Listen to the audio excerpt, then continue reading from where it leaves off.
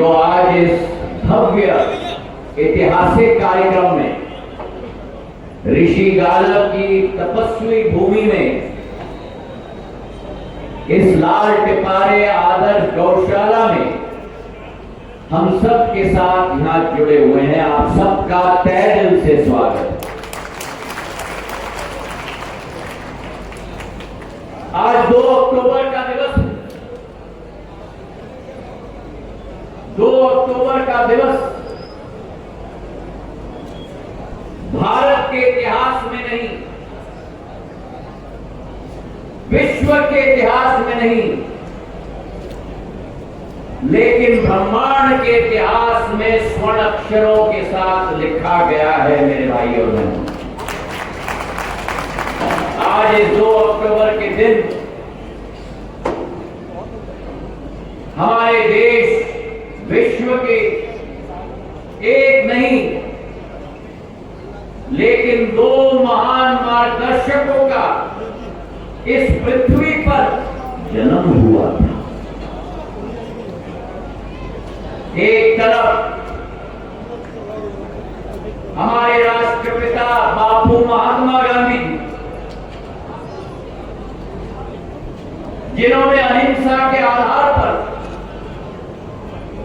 विश्व के इतिहास में पहली बार संपूर्ण देश को स्वतंत्र करने का संकल्प लिया था। देश को आजादी दिलाई और आजादी दिलाने के बाद भी इस महान भारतवर्ष का आकार बनाने में उनका पूर्ण योगदान रहा। आज हम अपने राष्ट्रपिता महान बापूजी का स्मरण करते हुए उनके याद में एक संकल्प लेते हैं कि उनके दिखाए हुए पथ पर भारत को विश्व पटल पर अग्रसर करने के बाद ही भारत का एक वासी चैन का सांस लेगा मेरे भाइयों ने। जहां एक तरफ बापू का जन्म हुआ, वहीं दूसरे तरफ देश के प्रधानमंत्री लाल बहादुर शास्त्री जी का जन्म हुआ था। जय जवान, अरे जोर से बोलो, जय जवान। सुबह 10-10 बजे मुझे मालूम है, पर पूरी ऊर्जा के साथ जय जवान, जय जवान का नारा बुलंद किया। और जहां एक तरफ बापू ने अपने जिंदगी को देश के लिए पूर्ण रूप से संकल्प किया, वहीं उन्होंने आह्वान किया था कि गौ रक्षा हिंदू धर्म का केंद्र तत्व है। और अपने जीवन में ये निर्देश दिया देशवासियों को कि राष्ट्र का गौरव, राष्ट्र की प्रगति, राष्ट्र का उत्थान हमारे गौ माता पर आश्रित है। वही लाल बहादुर शास्त्री जी ने अपने जीवन काल में डेयरी डेवलपमेंट के लिए, सफेद क्रांति के लिए अग्रणी कदम उठाए थे। और प्राचीन काल में ही हमारे ग्रंथों में लिखा गया है कि भारतीय संस्कृति की परंपरा गौ के साथ जुड़ी हुई है और हमारे धर्म का मूलाधार है। जहां एक तरफ गंगा, गोमती, गीता और गोविंद की भांति हमारी शास्त्रों में गाय का अत्यंत पवित्र स्थान रहता है, वहीं दूसरे ओर गोपालन और गौदान भी हमारी महान परंपरा वर्षों से आई हुई रही है। और इसलिए आज मैं कहना चाहता हूं कि गौपालन, गौदान गौ संरक्षण केवल हमारे देश के सांस्कृतिक, धार्मिक और आध्यात्मिक शक्ति के साथ नहीं जुड़ी हुई है, लेकिन उसके अलावा हमारी गौ माता जो हमारे देश के वासियों को जीवन दान देने की कार्य करती है, उस गौ माता को हम सब पूजते हैं मेरे भाइयों बहनों। आज यह गौशाला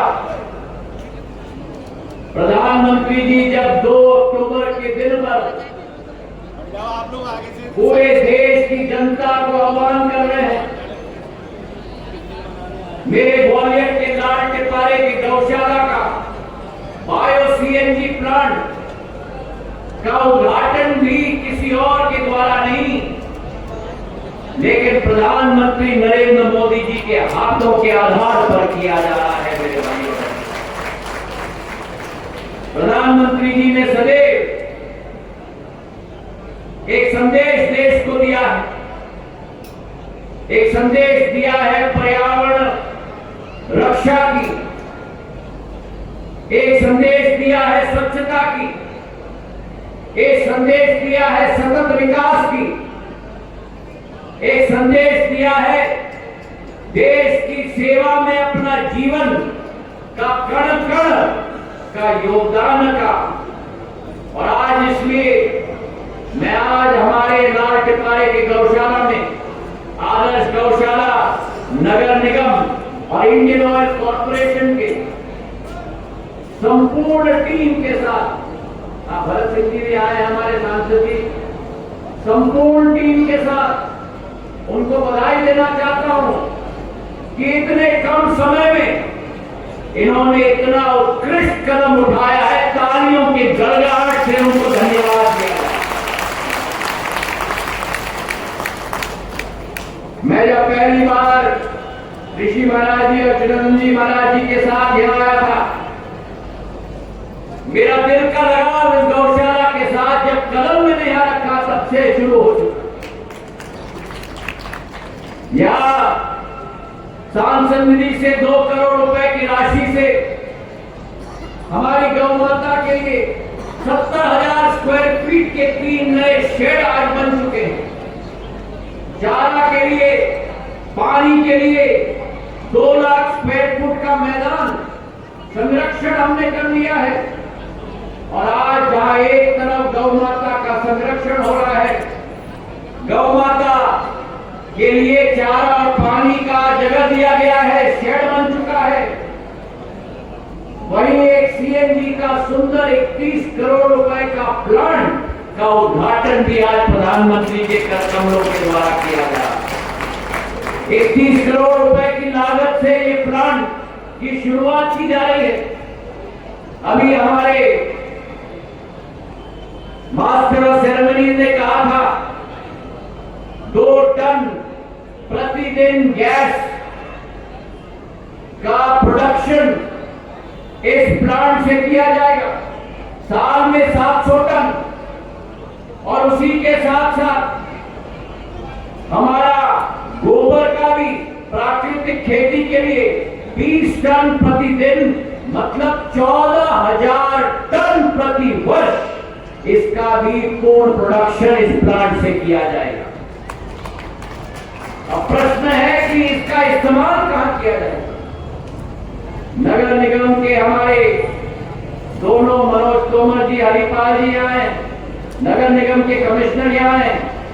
ग्वालियर में जितनी भी नगर निगम की गाड़ियां चलेंगी वो इसी सीएनजी प्लांट के गैस के आधार पर चलेंगी। और इसके अलावा जो सीएनजी बचेगा वो रिटेल सेक्टर में भी नगर निगम के द्वारा बेचा जाएगा। जो गोबर निकलेगा यहां से खाद प्राकृतिक खेती के लिए इस्तेमाल की जाएगी। और आज विश्व भर में जो प्रदूषण हो रहा है, धीरे धीरे पूरा विश्व केमिकल और पेस्टिसाइड से निकलकर प्राकृतिक खेती की तरफ तेजी से बढ़ रहा है। गुजरात के हमारे राज्यपाल आचार्य देवव्रत जी ने एक नई क्रांति की शुरुआत की है। और मैं आज सबसे आह्वान करूंगा, गुजरात में जाके देखिएगा कि कैसे प्राकृतिक खेती की नई क्रांति की शुरुआत हुई है। और मैं चाहता हूं कि ग्वालियर प्राकृतिक खेती में पहले नंबर पे पूरे देश में आए, ये हमारा संकल्प होना चाहिए। प्रधानमंत्री जी ने जब से प्रधानमंत्री पदभार का ग्रहण किया है, तब से उन्होंने स्वच्छता का संदेश पूरे देश में भेजा है। आज 10 साल पूर्ण हुए हैं। 2 अक्टूबर 2014 को शुरुआत की थी। इन 10 सालों में जहां 10 करोड़ शौचालय पूरे देश में बन चुके हैं, खुले में शौच करना पूरी तरह से समाप्त हमारे देश में हो चुका है। वहीं स्वच्छता के अभियान में मुझे इस बात का गर्व है कि मेरे ही मध्य प्रदेश का इंदौर 7वीं बार सबसे स्वच्छ शहर के रूप में उभरा है। तालियां थोड़ी कम बनी। अरे तालियां तो आप ज्यादा बजाओगे जब अगले वर्ष कृपा करके ग्वालियर को स्थान पे ले जाओगे। ये संकल्प लेते हैं सब लोग ग्वालियर को 1 नंबर के स्थान पे हमें पहुंचाना है। स्वच्छता हमारे कण कण में होनी चाहिए, स्वच्छता हमारे मन मन में होनी चाहिए, स्वच्छता हमारे दिनचर्या में होनी चाहिए। प्लास्टिक को पूरी तरह से त्याग करो, प्रधानमंत्री जी का आह्वान है। देश के एक कोने में प्रधानमंत्री जी ने स्वच्छता का संदेश, चाहे नमामि गंगे में 35,000 करोड़ रुपए की राशि की योजना हो, चाहे एक नई क्रांति की शुरुआत की है, एक पेड़ मां के नाम, और देश में करोड़ों पेड़ लग चुके हैं। मेरे मंत्रालय ने, दूरसंचार मंत्रालय ने एक ऐप निकाला है जहां आप अपने पेड़ का चित्र ले सकते हो, अपने पेड़ का देखभाल रोज करके अपलोड भी कर सकते हो। तो आज इस दिवस पर हम अपने गौशाले के सभी प्रबंधन समिति को दिल के गहराइयों से बधाई देना चाहते हैं। और मैं आह्वान करना चाहता हूं प्रशासन और हर जनसेवक को कि एक और संकल्प हम लोग लें कि हम सब मिलकर इस आदर्श गौशाला को मध्य प्रदेश का नहीं, देश का नहीं, लेकिन विश्व का आदर्श गौशाला बना के छोड़ेंगे। जी, और इसलिए मैंने कहा है कि अगले चरण की योजना बनाइए। मैं चाहता हूं कि आप दोनों ने मिलकर एक नींव यहां खोद के रखी है, एक बहुत शक्तिशाली नींव बनाई है। अब लेकिन अब उसमें एक इमारत बनाने की जरूरत। इतना सुंदर गौशाला, मेरे 10,000 गौ माता का पूजा पाठ आप लोग करते हो, बीमारी से निजात दिलवाते हो, चारा दिलवाते हो, लेकिन आज समय आ गया है ऋषि जी और स्वामी अखिलानंद जी कि इस गौशाले की नजरिया पूरे देश की जनता को हमें दिखानी हो।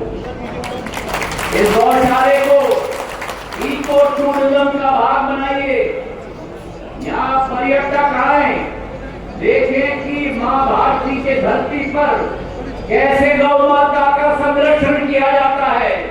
आज विक्रांत यूनिवर्सिटी के सब लोग आए हैं, बच्चे आए हैं, और मैं चाहूंगा